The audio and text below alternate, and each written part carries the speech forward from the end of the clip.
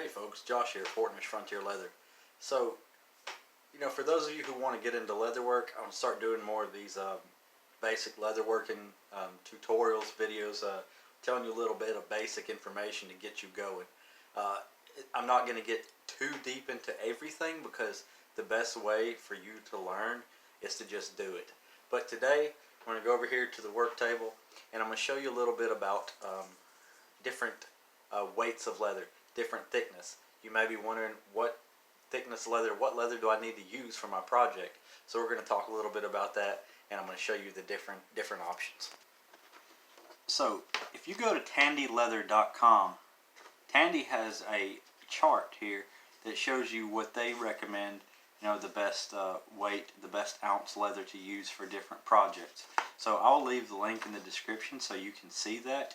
But I kind of deviate away from this a little bit, and so do a lot of other people. It's kind of personal preference. But now we'll pull out some leather, and we'll talk about my preferences and what I think. Oh, now it's important to take note that this is not a rule. These things are not rules, and what I'm going to say is not rules. They're basic guidelines, okay? So I've cut out some different swatches of different hides of different weight, different ounce leather to kind of demonstrate the differences in them. So first off, we have 10 to 12 ounce, then we have 8 to 9 ounce, then we have 6 to 7 ounce, then we have 4 to 5 ounce, and then 2 to 3 ounce. So like I've said in a previous video, leather is measured in, the thickness is measured in what is called ounces.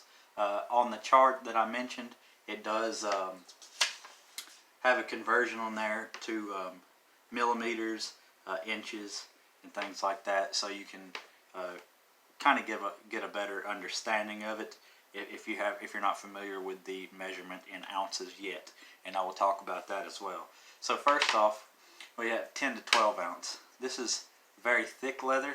It's pretty stiff, and that's one thing you'll notice with the different ounce leather is each one will have a different hand. What is referred to as a hand. A different feel to it, a different stiffness, and that can be worked out with neat's foot oil and other things like that as well. But when you first get this 10 to 12 ounce, it's thick stuff. It's about 1/4 inch thick. 10 ounce is 4 millimeters thick. So I use this for heavy weight, like gun belts and things like that. Some people would use this for, say, like leather armor and things like that. It's a very thick and heavy piece of leather. I also use it for my log carriers. But like I said, this is 4 millimeters, and you would want to use this for something very, very heavy weight like that. Okay, now let's go to 8 to 9 ounce. 8 to 9 ounce, or 8 ounce, is 3.2 millimeters. So it's a bit thinner than the 10 to 12 ounce. It's a little more forgiving. It's a little more pliable. This is about, I say this is the standard for your average belt, your regular pants belt, hold your pants up. This is what I use for belts. I also use this for holsters. I use it for knife sheaths sometimes, but most all the time I use this for holsters and belts. And the majority of what I make, I use 8 to 9 ounce. It's just about right for anything that needs to be that kind of thickness or that kind of stiffness. 8 to 9 ounce is good for those types of things. Now we have 6 to 7 ounce. Now 7 ounce is 2.8 millimeters, 6 ounce is 2.4 millimeters. And the reason that these things are 10 to 12, 9 to 10, 8 to 9, 6 to 7 is because different portions of the hide are going to be slightly different. So down here on this end, it's a hair thinner. You might not even be able to tell in the camera, but I can feel the difference. This is a little thinner. So that's why there's that range of 6 to 7 or 8 to 9, is because different parts of the hide will be slightly, you know, an ounce or so different, just a millimeter or so. So, or not even a whole millimeter. But 6 to 7 ounce, it's good for knife sheaths. It's a little thinner than the 8 to 9 ounce. It's good for knife sheaths. Here on this chart, they have it recommended for carved handbags, camera cases, and journal covers. But yeah, it's a little more, you know, flexible than the 8 to 9 ounce. I've seen people use this for holsters as well. I would stick with 8 to 9 ounce for holsters unless I was going with like an in the waistband holster or a pocket holster or something like that. But 6 to 7 ounce would be good for those types of items. Now I have 4 to 5 ounce, a bit thinner than the 6 to 7 ounce. 4 to 5 ounce is 1.6 millimeters to 2 millimeters thick. I use this for wallet backs. That's one of the things they have on here is small cases and notebook covers for 5 to 6 ounce. Well, I'm on 4 to 5 ounce. Yeah, wallet backs, masks, clutch purses, things like that. Some people use 4 to 5 ounce for the entire wallet. You know, the pockets, the back, and everything. When you start stacking it up, it gets a little bulky for my liking, using it for the entire wallet. But 4 to 5 ounce is great for wallet backs. It's a lot more giving, a lot more pliable than the previous three. So 4 to 5 ounce, yeah, good for wallet backs and things like that. I've made notebook covers with 4 to 5 ounce. You know, smaller items like that. Now the smallest one that I have, or the thinnest leather that I have here, is 2 to 3 ounce. You can see it's very thin. This is actually calf skin, 2 to 3 ounce calf skin. Very flexible. I mean, it takes no effort. I use this sometimes for card pockets and wallets. You can use it for linings,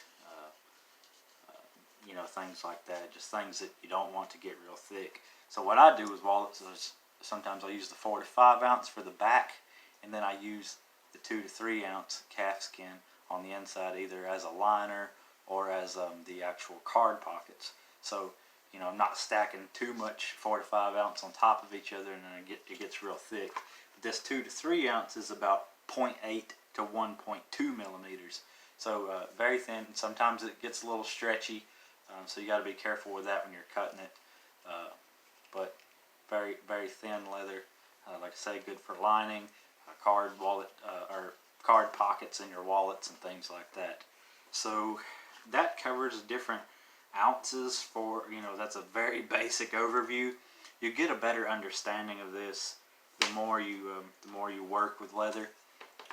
You know, I have the ounces written on the back, but I really don't need it. I can pick up a piece of leather at this point and pretty much tell what ounce it is. So I can mix these all up. Okay, I'm actually closing my eyes right now, and I'll pick this up, and I'd say that's about 8 to 9 ounce, and I'm correct. So let's say I'll do that again, and you'll be able to do this at some point, 10 to 12 ounce. So yeah, I mean, you get a feel for 2 to 3 ounce, 4 to 5 ounce. You'll get a feel for it over time. You know, after just working with it. So that's the basics on that. Can head over to Tandy Leather and look at their leather buying guide, and it'll explain these things for you. But like I said, these are not rules. These are just basic guidelines. There's, you know, other than this is the veg tan, you know, just the natural tooling veg tan leather. It's not dyed or anything. There are tons of different types of leather, and I'll talk about that more in other videos. But this is just covering the thickness, the weight, the ounce of leather. So I hope that helps a little bit. And if you're thinking about, you know, starting on a certain project, that this will give you some information to work with and make things a little bit easier. If you have any further questions on this, just leave me a comment, and I'll be happy to answer them. I reply to every comment, and I'll reply to every message. If you email me or message me on Facebook or anywhere, I'm more than happy, and I want to help you as much as I possibly can. So thanks for watching. If you're not subscribed already, be sure to hit subscribe, hit that notification bell, and turn on those notifications so you know when we're uploading new videos. Remember our Patreon page. That helps out big time. I love it over there, and if you'd like to show some support, you can join for as little as $1 a month, and it helps us out a lot. So thanks, and I'll see you next time.